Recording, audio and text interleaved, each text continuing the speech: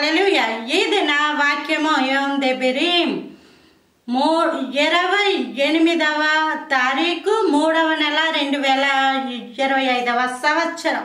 మన దేవుడు ఇస్తున్న చక్కటి పాట. అపోస్తలుడైన పౌలు కొరింథీయులకు పత్రిక రాస్తూ 3వ అధ్యాయము 17వ వచనం. ప్రభువే ఆత్మ, ప్రభువు యొక్క ఆత్మ ఎక్కడ నుండునో అక్కడ స్వాతంత్రము ఉండును.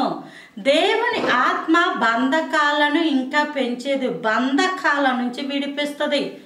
భ్రమపరిచే ఆత్మ బంధకాలను బిగింపచేస్తుంది. ఈ విషయం మనం గుర్తుపెట్టుకోవాలి. పౌలు గారు పత్రిక రాస్తూ అంటారు, ఆత్మలను కూడా వివేచించాలట. ఇది భ్రమపరిచే ఆత్మ, ఇది దేవుని ఆత్మని.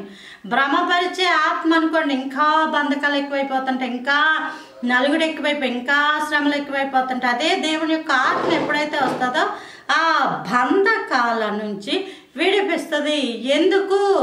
ఇంకను ప్రభువును ఆరాధించడానికి, ఇంకను ప్రభువును స్తుతించడానికి, ఇంకను ప్రభువుతో మమేకమైపోయి ఆయన సన్నిధిలో పరవశించిపోయి జీవించడానికి. దేవుని స్వాతంత్రం దానికే. దేవుడు స్వాతంత్రం ఇచ్చేది ప్రభుతో సహవాసం చేయడానికే. ఆదాముని దేవుడు సృజించుకున్నది దేవునితో సహవాసం చేయడానికి. అంతేగాని మొక్కలకి నీళ్ళేస్తాడని, లేదా అవ్వమ్మకి ఏదో సహాయం చేస్తాడని, లేదా పిల్లలు అని దానికోసం కాదు. ఫస్ట్ మొట్టమొదట దేవునితో సంభాషించడానికి, సహవాసము కలిగి ఉండడానికి.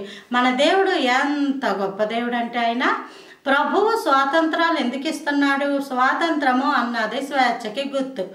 ఏంటి ఆ స్వేచ్ఛ అంటే? దేవుని గురించి ప్రకటించడానికి, దేవుని గురించి స్తుతించడానికి.